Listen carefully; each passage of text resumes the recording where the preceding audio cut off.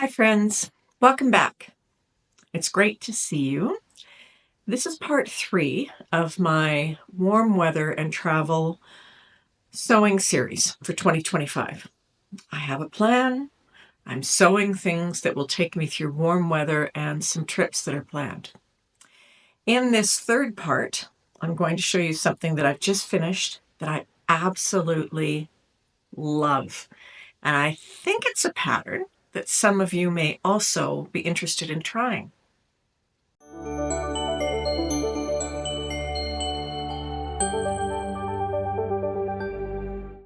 In part 1 of this series, which is linked up above, I showed you my mood board. It's not really a mood board, it's kind of my version of a mood board, but it's mostly colors that are inspiring me this year.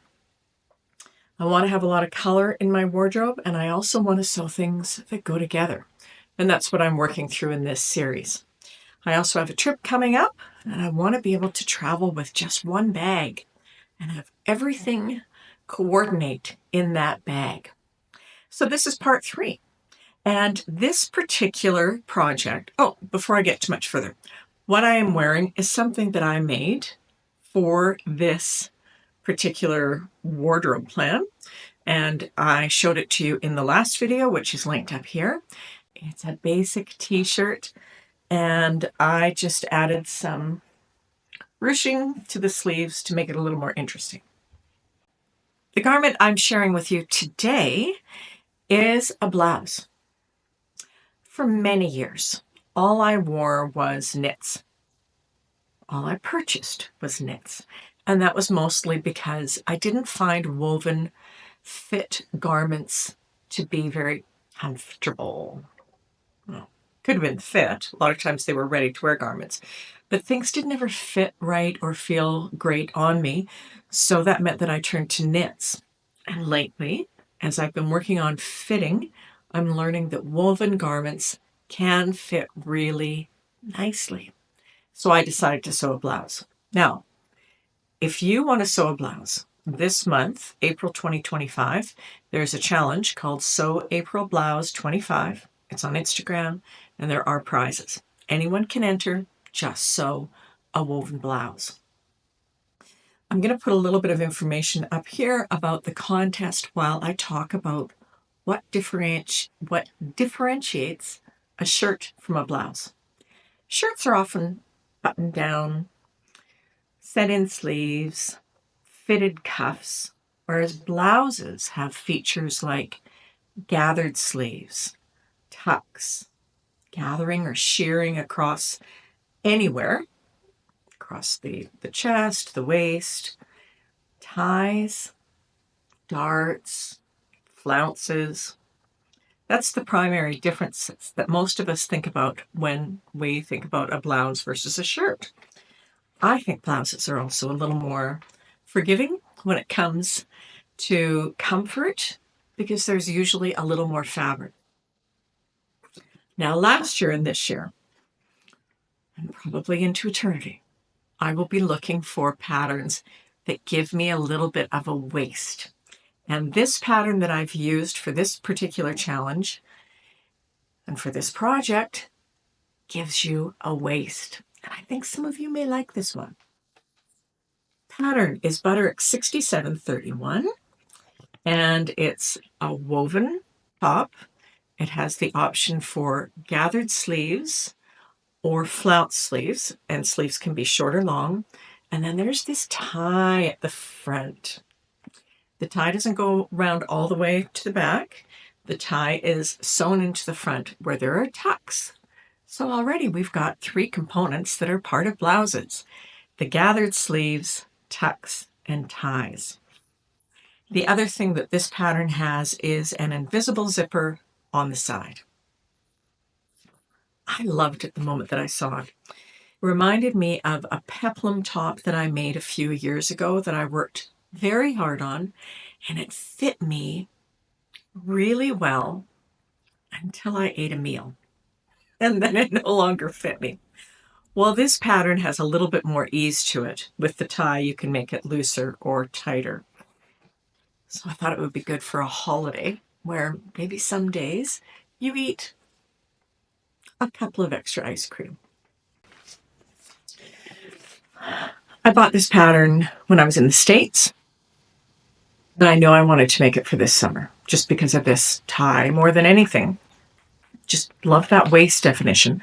So I went looking for a piece of fabric specifically for this, and I went to the grand opening of the new Marshalls in Calgary, which opened a couple of weeks ago.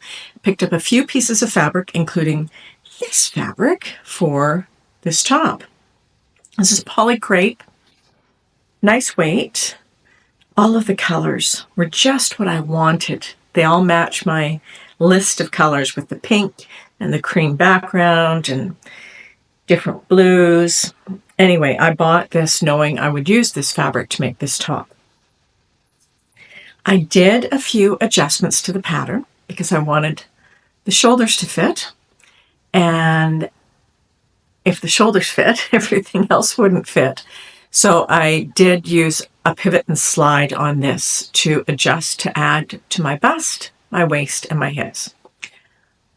My next video is going to be a demonstration of the pivot and slide using New Look 6707, and I'm going to use that one because I had to size that one up quite a bit, and I think that it will be more helpful for you and for me when I go through it again. So that's the next video in the next week or so.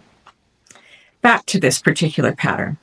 I sized it up, and when I was measuring everything, I wanted to make sure that when I tied the ties in the front, that there was enough fabric that it was going to gather. So I made sure that there was a fair bit of ease in the front and also sufficient ease in the back so that when the ties are tied in the front, the side seams don't pull way forward. They pull forward a little bit, but it's not terrible. Sewing this was quite easy. The fabric does fray, so I serged all the edges. I made one change to the pattern. There are the two ties at the front that are gathered and sewn into some folds that are kind of like pleats. The pattern calls for the ties to be a single layer that's hemmed. Instead, I made them double layer. I had the fabric, and I just thought that they would be more substantial and look nicer if they were double layer.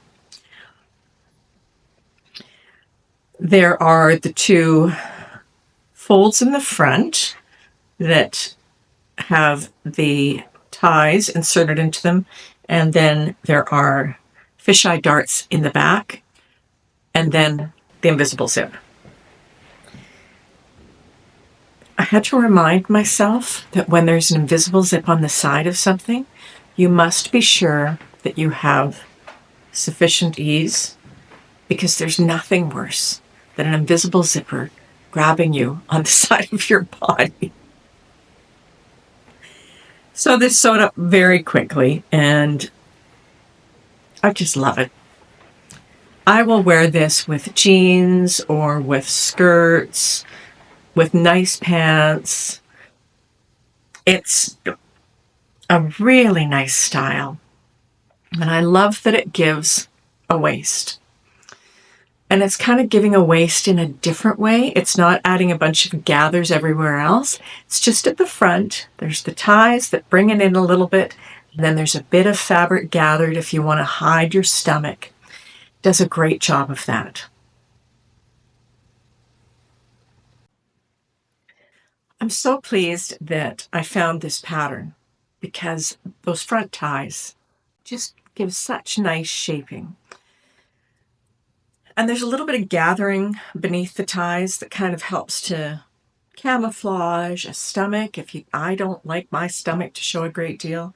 And the ties just are a very nice, simple way to add shape and camouflage some things that you want to have camouflaged. This fabric doesn't feel too precious or special or prissy, so I will wear this top with jeans, with dress pants, probably with a skirt. I can wear it with casual shoes, dressy shoes, different jackets. And the plan is definitely that this will come with me when I go away. It will, if we go somewhere that's a little bit nicer for a meal or something, or if we go to a tea, this would be a nice blouse to have with me. That's one of my spring blouses for this season's wardrobe. If you're inspired to sew a blouse and you decide that you want to enter it in that challenge, sew April Blouse 25. And I hope I haven't been saying 24. It's 25. All of the information is down below, including who you need to tag if you want to be considered for prizes. And if you're posting on Instagram and tagging people, please tag me so I can see what you've made. My Instagram handle is @JanineERM. If you're enjoying this series, I hope that you will consider liking and subscribing so that you don't miss any of the future videos. The next video is going to be all about pivot and slide using New Look 6707, which is actually the top that inspired this whole wardrobe.